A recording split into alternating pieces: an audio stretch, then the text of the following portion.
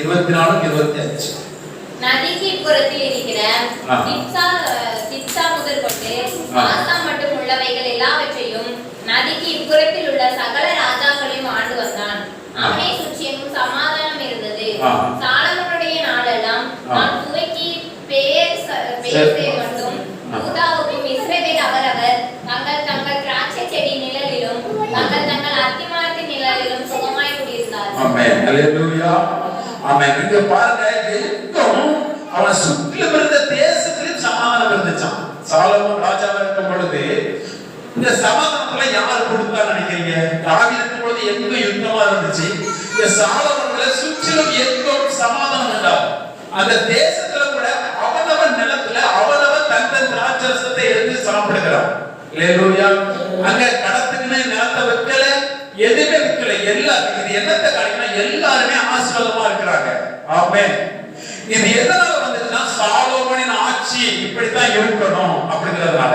இதுக்கு பின்புலம் என்ன அப்படின்னா, அந்த சாலமோன் எங்க இருந்து இதெல்லாம் ஒத்தாசை வருதுன்னா தேவனிடத்திலிருந்து வருகிறது. ஏன்னா சாலமோன் யாரிடத்துல கேட்டிருக்கிறான்? தேவனிடத்துல கேட்டிருக்கிறான். ஹல்லேலூயா. அப்ப உங்களுக்கு உண்டான எல்லாவற்றிலும் நீங்கள் எஜமானா இருந்தாலும் உங்களுக்கு உண்டான எல்லாவற்றிலும் பிரச்சனை தான். யாருக்கும் பிரச்சனை தான்? உங்களுக்கும் பிரச்சனை தான். அப்படிதானே?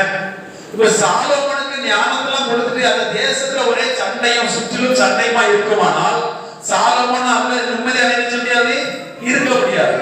அப்ப எல்லாவற்றையும் சரிப்படுத்துகிறார். ஆமென். அப்போ அதே போலதான் உங்க வாழ்க்கையில நீங்க எல்லாவற்றையும் எஜமானா இருக்கிறதுனால, உங்களுக்கு தேவனிடத்துல உறவு இருக்கிறதுனால உங்களுக்கு உண்டான எல்லாவற்றையும் சரிப்படுத்துவார். ஆமென் சொல்லுங்க. ஆமென். ஹல்லேலூயா. எல்லாவற்றையும் சரிப்படுத்துவார். எல்லாவற்றையும் செவ்வாய்ப்படுத்த சமாதானம் உண்டாயிருக்கும். சமாதானம் உண்டாயிருக்கும். அங்கே எல்லாரும் அவர்கள் தங்கள் தங்கள் திராட்சை செடியின் நிலையிலும் தங்கள் தங்கள் அத்திமரத்தின் நிலையிலும் சுகமாய் குடியிருந்தார்கள். ஆமென். பாருங்க 28 படிக்கிற பாருங்க. குதிரைகளும் ஒட்டகங்களும் வேண்டிய வார்கோதுமையும், இது குதிரைகளுக்கு ஒட்டகங்களுக்கு வேண்டிய வார்கோதுமையும் வைக்கிறதும் அவரவர் தங்களுக்கு இடப்பட்ட கட்டளையின்படி அவைகள் இருக்கும் ஸ்தலத்துக்கு கொண்டு வருவார்கள். சாலமோனுக்கு வேண்டிய, சாலமோனுக்கு நிறைய குதிரைகள் இருக்கிறது, குதிரைகள் இருக்கிறது, ஒட்டகங்கள் இருக்கிறது. ஒரு ராஜ தன்மை வரும்பொழுது இங்க பாருங்க, அதுல ஒரு வசனம் சொல்லப்படுது, கட்டளைகளின்படி அந்த குதிரைகளுக்கு அவரவர் தங்களுக்கு இடப்பட்ட கட்டளையின்படி அவைகள் இருக்கும் ஸ்தலத்துக்கு கொண்டு வருவார்கள். ராஜாவுடைய ஒரு கட்டளைகள் எப்படி இருப்பாங்க? அவங்களுக்குள்ளது எல்லாவற்றையும் அவர் ஒரு வேலைக்காரன் நியமிச்சிருக்கிறான்னா அந்த வேலைக்காரன் கரெக்டா அதுல என்ன இருக்கணும். ஹல்லேலூயா. இது ஒரு ஆளுகை தன்மைக்கு ரொம்ப முக்கியமானது. இப்ப நீங்க ஒரு தொழில் செஞ்சுட்டு இருக்கிறீங்க அப்படின்னா உங்க தொழிலின் எண்ணங்கள் ஒரு எல்லைக்குள்ள இருக்கக்கூடாது. நல்லா கவனிச்சுங்க.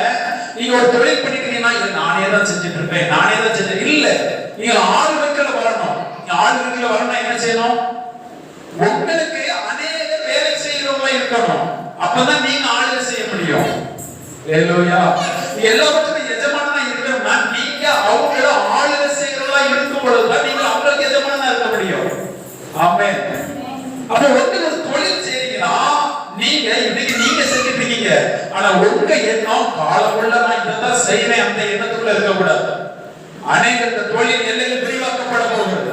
அநேக வேலைக்காரர்கள் எனக்கு வரப்போகிறார்கள். இவர்களை நான் இப்படி நடத்த வேண்டும். ஹல்லேலூயா. அவங்கவுங்க வேலைகளை அவங்கவுங்க கரெக்டா செய்யணும். அப்படிங்கறத என்ன செய்யணும்?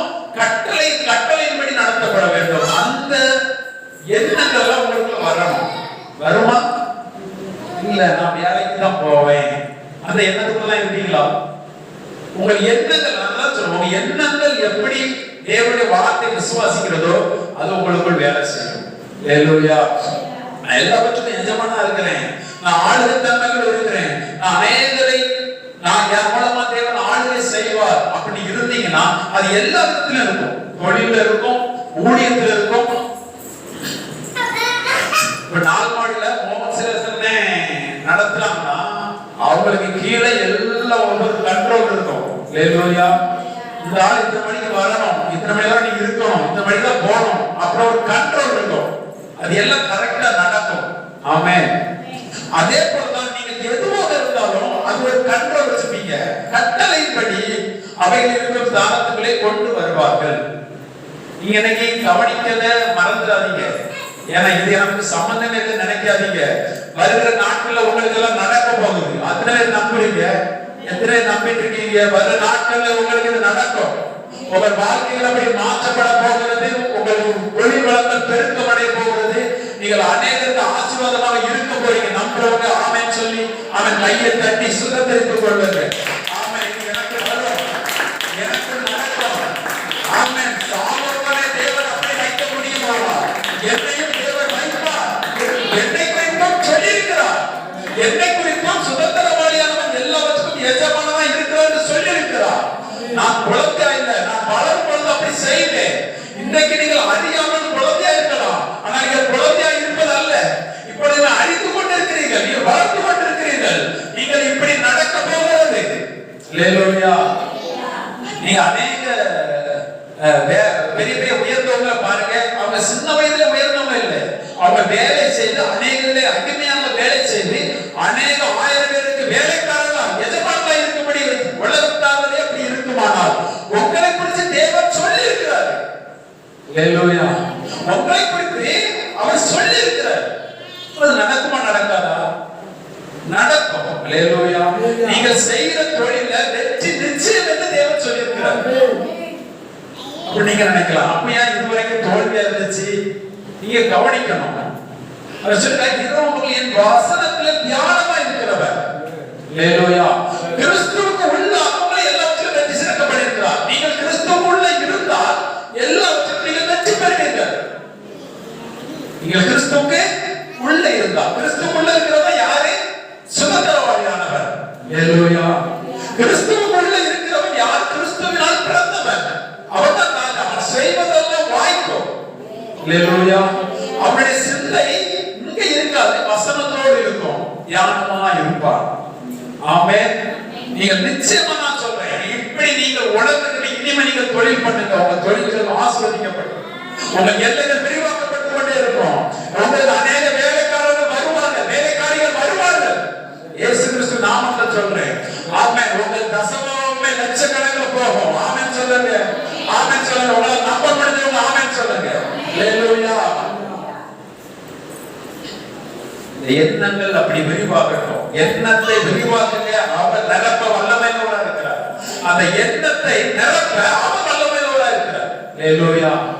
நீங்கள் கோடு போட்டா அவர் ரோடு போடுவார். அல்லேலூயா. ஆனா கோடு நீங்க தான் போடணும். உங்க எல்லைகளை நீங்க தான் எப்படின்னு நீங்க தான் என்ன செய்யணும்? முடிவு பண்ணணும். என்னை எப்படி எல்லாம் வைப்பாருங்கிறத நீங்க தான் முடிவு பண்ணணும். அவர் அதை செயல்படுத்துவார். நம்ம எண்ணங்கள் செயல்பட ஆரம்பிக்கணும். அல்லேலூயா.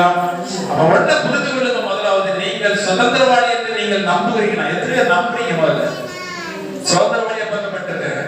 இல்ல நான் பாவியா தான் இருக்கிறேன்னா அது உங்களுக்கு செயல்படாது. நான் பாவியா தான் இருக்கிறேன், நான் மண்ணா தான் இருக்கிறேன் செயல்படாது. கிறிஸ்துவுக்குள் பிறந்தவர்கள், கிறிஸ்துவுள்ளானவர்கள், கிறிஸ்துவினால் விடுதலையாக்கப்பட்டவர்கள், கிறிஸ்துவினால் திறக்கப்பட்டவர்கள். ஆமென். உங்களுக்கு இதெல்லாம் நடக்கும். ஆமென்.